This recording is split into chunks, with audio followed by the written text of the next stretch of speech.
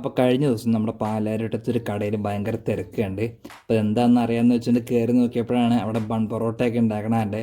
ഇതുവരെ അതൊന്നും ട്രൈ ചെയ്യാത്തതുകൊണ്ട് അവിടെ കയറി അവരുടെ കുറച്ച് ഐറ്റംസ് ഞാൻ ട്രൈ ചെയ്തു.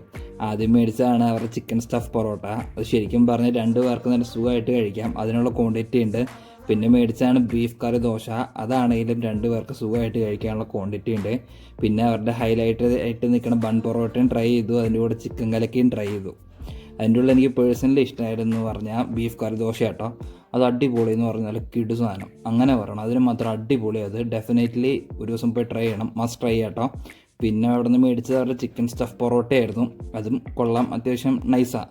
ടേസ്റ്റ് വൈസും ഓക്കെ, അത്യാവശ്യം കുഴപ്പമില്ല, അതും എനിക്ക് ഇഷ്ടപ്പെട്ടു. പിന്നെ ഉള്ളതാണ് ബൺ പൊറോട്ട, അതും കൊള്ളാം, ചിക്കൻ കലക്കിയും നൈസാണ്. അപ്പോൾ ഒരു ദിവസം പോയി ട്രൈ ചെയ്യ്, ഉറപ്പായിട്ട് ഇഷ്ടപ്പെടും, അതിന് മാത്രം അടിപൊളിയാണ്.